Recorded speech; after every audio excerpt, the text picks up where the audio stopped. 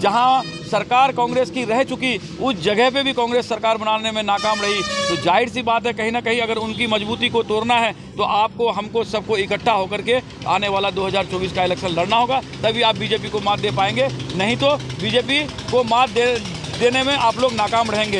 इस नाकामी से अगर बचना है तो सबको एक होना होगा और सभी क्षेत्रीय पार्टियों को जगह देना होगा। बात कर रहे हैं बीजेपी को कहीं ना कहीं भगाने की, लेकिन राजस्थान और छत्तीसगढ़ में आप लोग MIM लड़े नहीं, वहाँ जाके बीजेपी परचम लड़ा है। देखिए तो आप लोग भी वहाँ पहल कर सकते थे। देखिए ऐसा है, बीजेपी को भगाने, बीजेपी को हराने के लिए हर सेकुलर जमात और हर सेकुलर आदमी आज की डेट में मेहनत भी कर रहा है, कोशिश भी कर रहा है और दुआ भी कर रहा है। वो कारण इसलिए है क्योंकि उनका जो एजेंडा है, पॉलिटिकल एजेंडा है, कहीं ना कहीं माइनॉरिटीज़ के लिए, दलित महादलित के लिए कहीं ना कहीं उनका जो रवैया है वो ठीक नहीं है। वो बगल में बैठाने की कोशिश तो करते हैं, लेकिन जो उसका मुकाम होना चाहिए वो मुकाम किसी भी हालत पे देने के लिए वो तैयार नहीं है। आज जो मॉब लिंचिंग का मामला हो रहा है, जगह जगह पे जो गौ हत्या के नाम पर जो आदमियों को मारा काटा जा रहा है, इससे कहीं ना कहीं माइनॉरिटीज़ के लोग डरे सहमे हुए हैं। और इस डर और जो खौफ से अगर निकलना है तो जाहिर सी बात है कि हम लोग के पास में सेकुलर जमात ही है जिसकी हम तायद कर सकते हैं। और सेकुलर जमात लोग अगर सारे क्षेत्रीय पार्टी को, छोटे छोटे दल को अगर एक करके अगर आगे नहीं बढ़ेगा तो ये जो सफ़र 2024 का है वो आसान होने वाला नहीं है। जैसे कि लोगों का कांग्रेस का ये आरोप है कि बीजेपी का बी टीम तो रह चुके हैं MIM, पर हिंदू का अंटी और मुस्लिम का पर्टिकुलर नेता माना जाता है ओवैसी साहब को। देखिए जो कि छत्तीसगढ़ में नहीं लड़के अगर जो है MIM अगर सांप्रदायिक पार्टी या सांप्रदायिक ताकतों की वाली पार्टी अगर होती तो जाहिर सी बात है ऐसे पार्टी के लोग बहुत सारे जेल में चले गए। बैरिस्टर असदुद्दीन अवैसी साहब सिर्फ और सिर्फ जुल्म के खिलाफ और मजलूमों की आवाज़ वाली राजनीति करते हैं। उसका वो एजेंडा बिल्कुल कतई नहीं है। वो हिंदू मुसलमान वाली राजनीति नहीं करते हैं।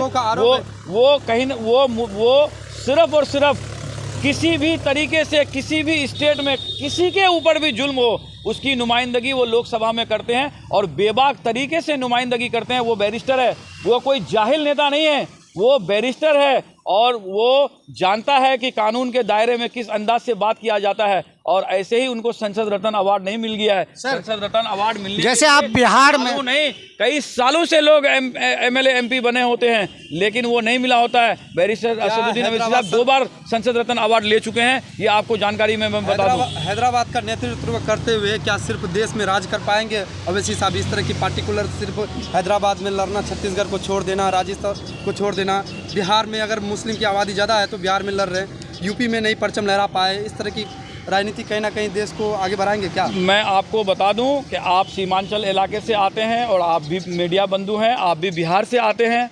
अब आप जिसको सेकुलर जमात बोलते हैं, आप RJD का ले लीजिए। क्या आपको मालूम है कि 2019 का इलेक्शन में RJD खाता भी MP में खोल नहीं पाई, जबकि देश में बैरिस्टर असदुद्दीन अवैसी साहब की पार्टी कुल हिंद मजलिस-ए-इत्तेहादुल मुस्लिमीन के 2 MP हैं। तो आप ये बता दीजिए कि पार्टी अगर पार्लियामेंट की बात करें तो आपका RJD मजबूत है या MIM मजबूत है? अल्हम्दुलिल्लाह MIM का 2 MP है और इनका एक भी MP नहीं है। ये अगर सांप्रदायिक वाली बात करते तो इनको MP नहीं बनाता। जिस क्षेत्र से दोनों MP जीत के गए हैं, कहीं ना कहीं हिंदू आबादी 50% से ज़्यादा है, उसके बावजूद भी हमारा MP जीत करके पार्लियामेंट में गया है। तो जाहिर सी बात है कि वहाँ की अवाम ये जानती है कि बैरिस्टर असदुद्दीन अवैसी साहब के जो नुमाइंदे हैं वो सिर्फ काम और डेवलपमेंट की बात करते हैं और उस बुनियाद पर वोट मांगते हैं। वो किसी तरह का कोई जो है मतलब ताकत को बढ़ावा देने का काम बिल्कुल नहीं करते हैं। जैसे आप बता रहे हैं कि हैदराबाद उसका गढ़ है MIM का, और गढ़ होने के बावजूद भी सिर्फ 7 सीटों पे लड़ती है, और सीमांचल बिहार जहां कोई गढ़ नहीं है उनका और यहाँ 21-22 सीटों पे लड़ती है। देखिए रीजन क्या है, ये इस वजह से क्या सोचा है? ये कहावत है कि देखिए आपका जितना बड़ा चौकी होगा पैर आप उतना ही बड़ा फैलाएंगे। जाहिर सी बात है कि चौकी होगा अगर 6 फीट का, आदमी होगा 7 फीट का, तो जो 6 इंची बाहर जाएगा ना तो कोई भी आपको आना जाने वाला ठोकर मार करके आपका पैर को समेट देगा। इसीलिए मजलिस-ए-इत्तेहादुल मुस्लिमीन जो है ये जानती है कि हम कहाँ तक सक्षम हैं और कितने नुमाइंदों को हम टिकट दें जो हम मेहनत करके मुशक्क़त करके जिता सकते हैं। देखिए आपका एक चीज़ बताइए, कांग्रेस पार्टी इतनी बड़ी पार्टी है, बिहार से 7 लोकसभा में लड़ती है, क्यों?